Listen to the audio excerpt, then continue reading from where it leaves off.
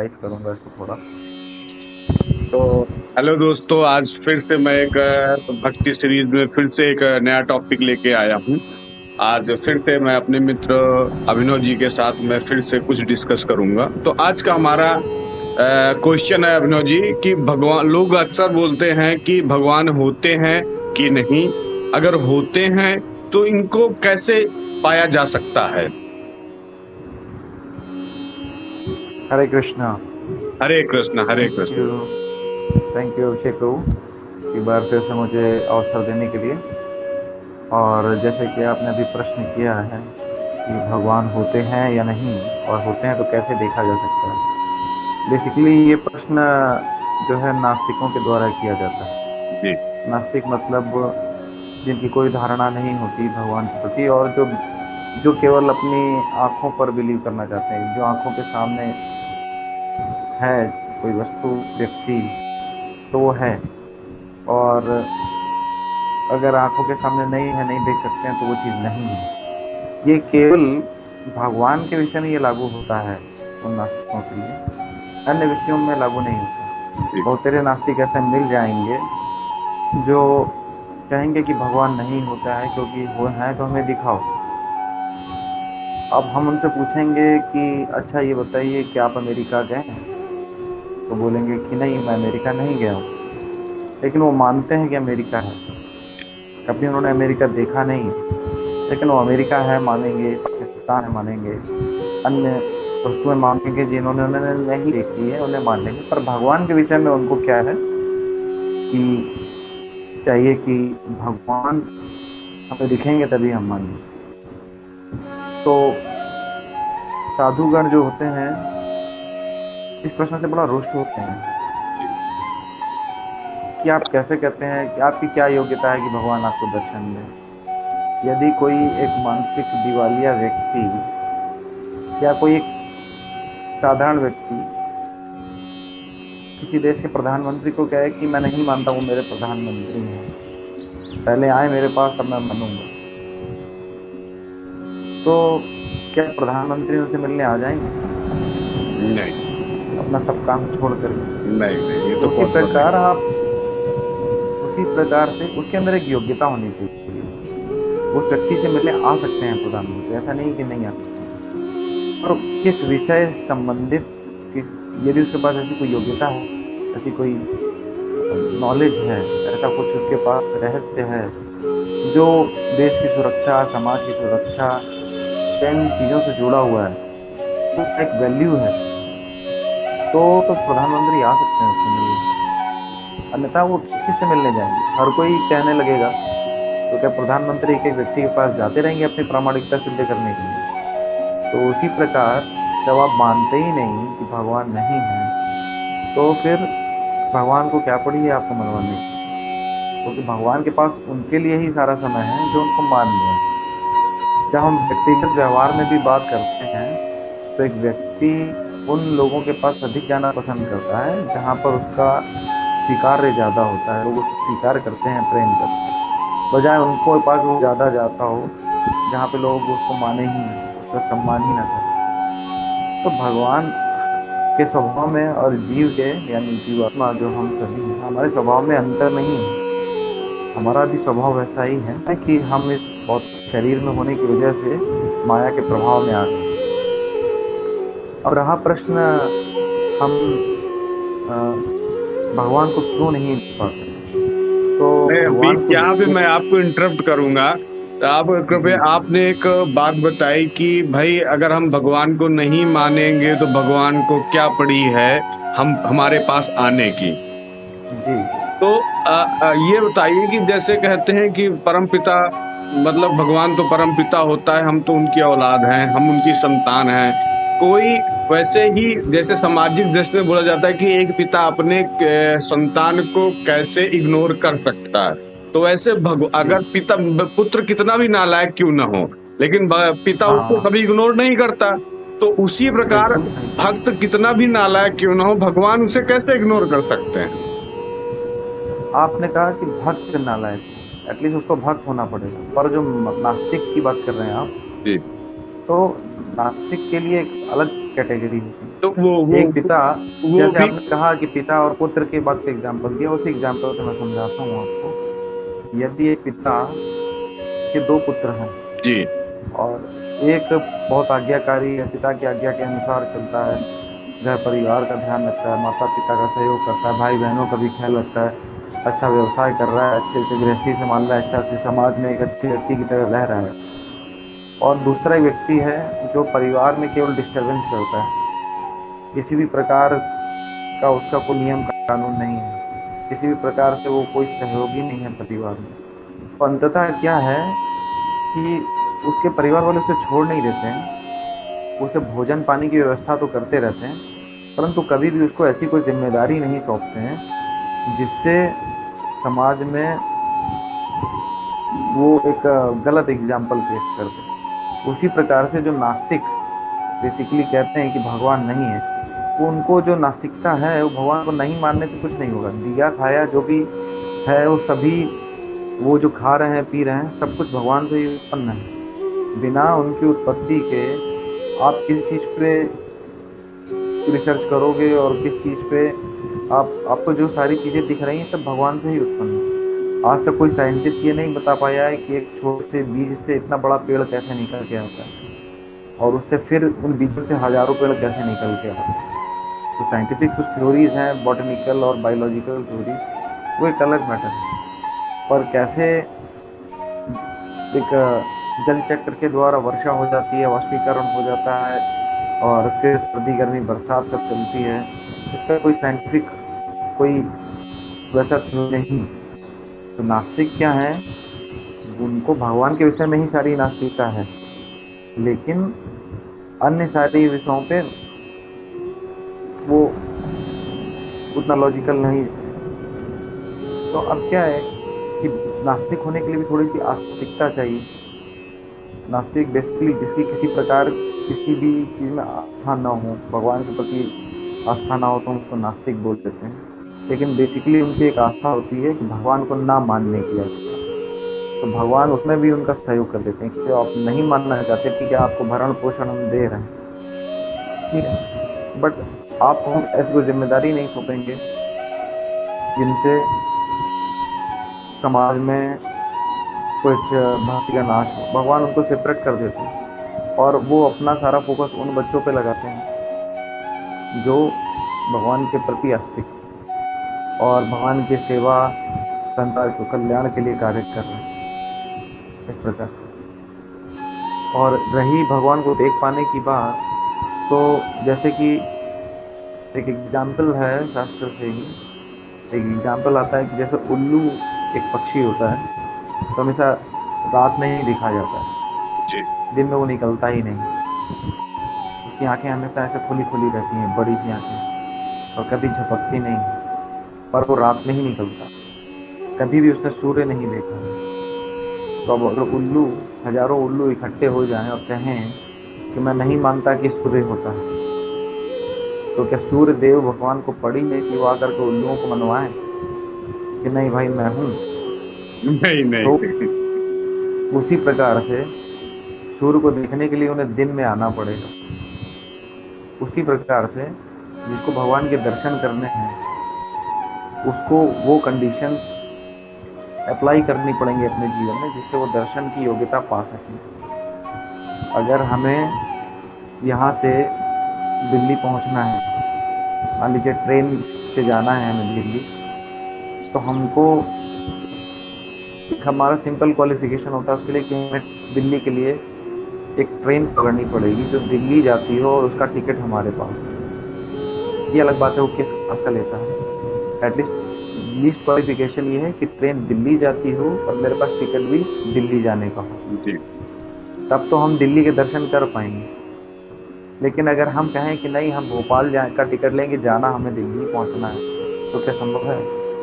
तो यदि हमें भगवान के दर्शन करने हैं तो भगवान का दर्शन प्राप्त करने के लिए हमें उन योग्यताओं को अपनाना पड़ेगा, तो हम दर्शन कर सकेंगे। अब ये योग्यताएं क्या हैं? बेसिकली मैं आपको 4 अयोग्यताएं बताता हूँ जिसकी वजह से साधारण जीव यानी मनुष्य भगवान के दर्शन नहीं कर पाता। तो वो 4 अयोग्यताएं होती हैं।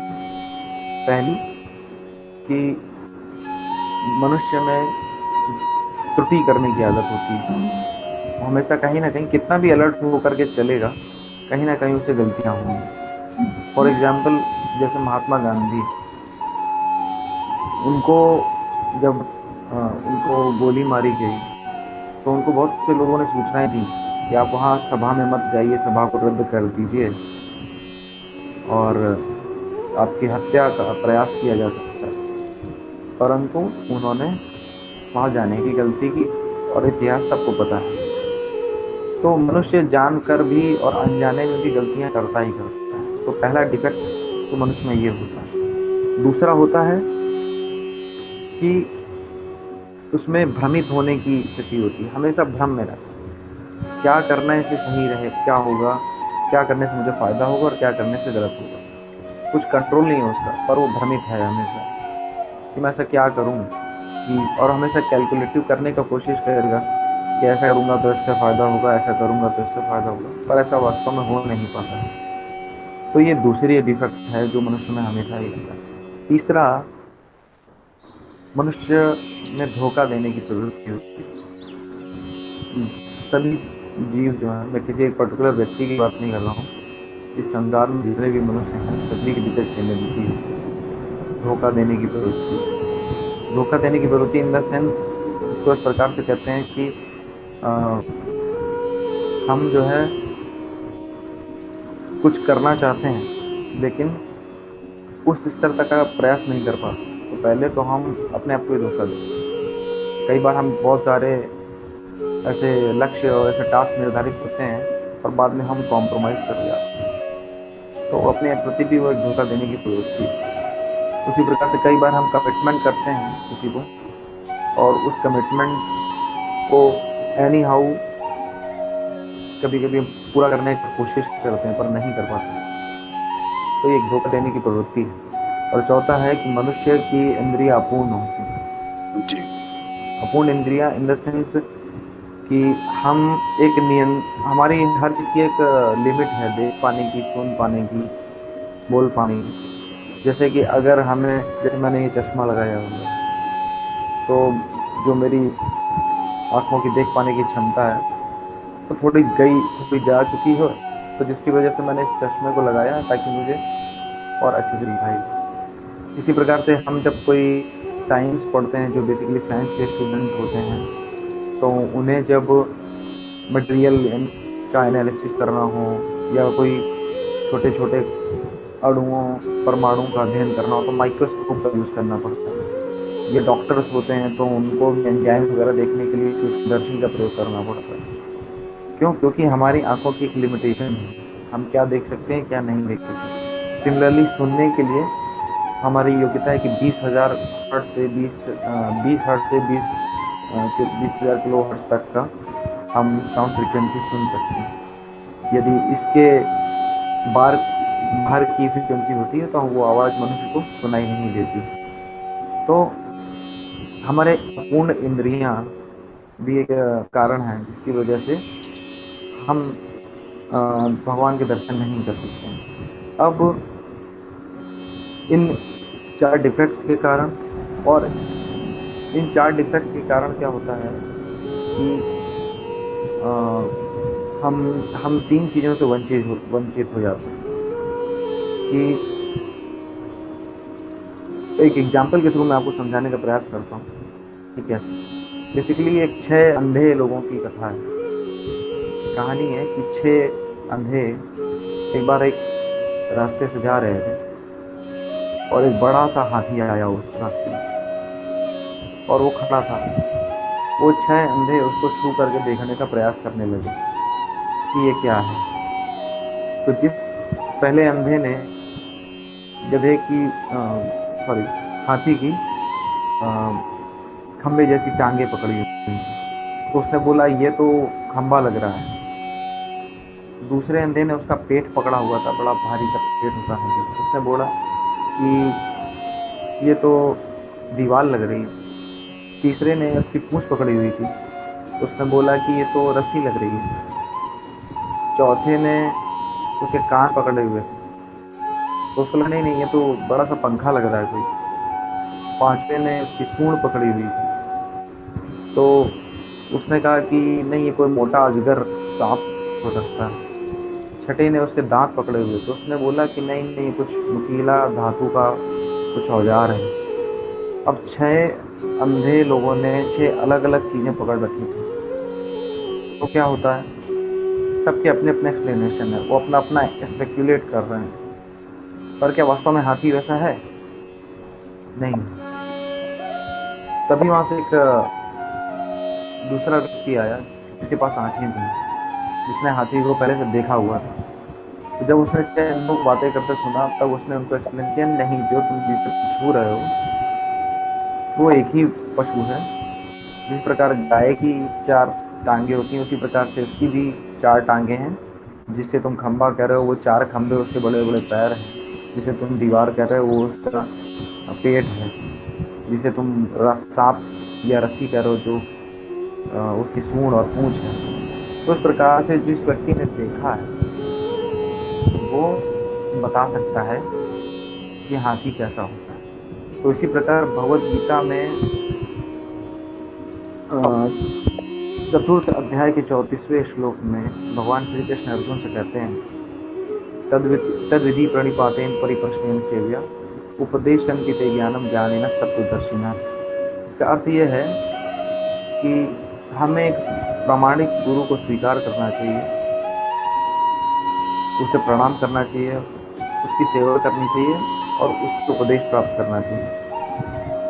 और वो हमें उपदेश देकर के बता सकते हैं कि ईश्वर क्या है, क्योंकि उन्होंने ईश्वर का दर्शन किया है। इस प्रकार से जिस व्यक्ति ने देखा है वही बता सकता है कि सत्य क्या है। अगर जैसे कि अभी नास्तिकों की बात की, नास्तिक वही बातें बता सकते हैं जिनका उसको अनुभव है, लेकिन वो भी कहीं ना कहीं नास्तिकता का अनुभव नहीं करा सकते। तो उसी प्रकार से लेकिन जो भगवान के भक्त हैं वो एक प्रामाणिक विधि के थ्रू एक गुरु से शिक्षा प्राप्त करते हैं, जिसके द्वारा वो योग्यता प्राप्त कर लेते हैं भगवान को देख पाने की। अब क्या है कि व्यक्ति को भगवान को देखने के लिए कुछ प्रमाण चाहिए। तो ज्ञान एकत्रित करने के तीन प्रकार के प्रमाण होते हैं। एक होता है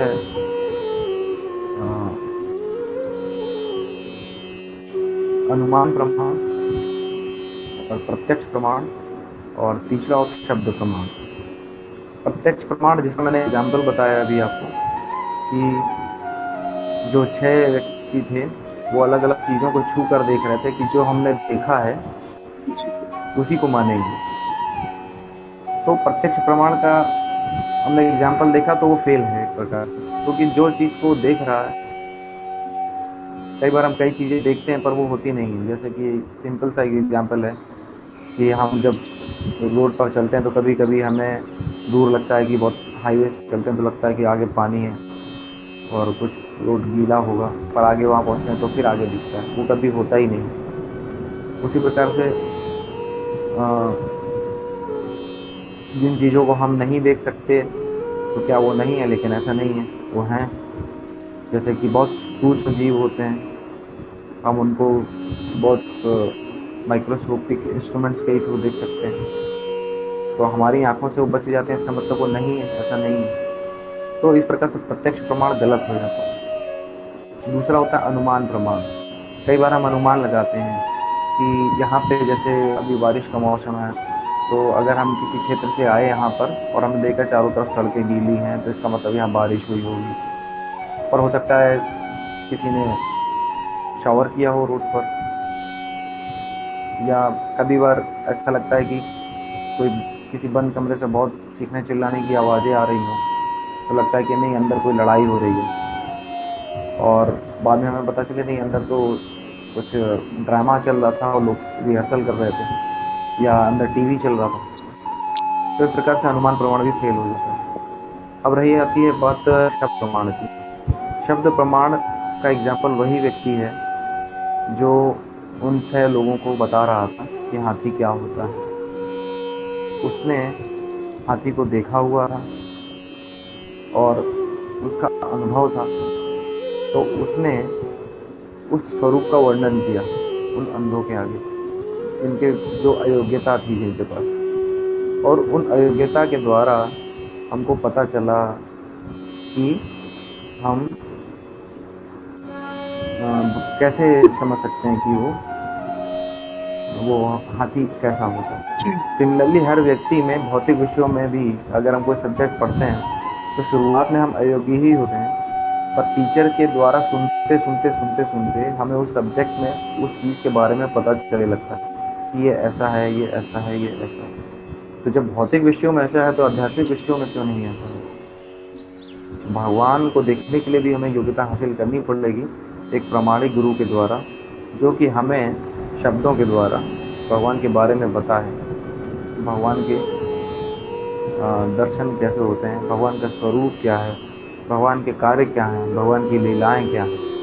जब हम इस प्रकार से हम किसी प्रामाणिक गुरु से सुनते हैं तब हम भगवान को प्रत्यक्ष दर्शन करने की योग्यता हासिल करें। हरे कृष्ण। हरे कृष्ण। तो दोस्तों आज का टॉपिक हम यहीं पे समाप्त करते हैं और फिर मिलते हैं दूसरे टॉपिक के साथ अपने भक्ति चर्चा के अगले एपिसोड में। तब तक के लिए जय श्री राधे, जय श्री कृष्ण। जय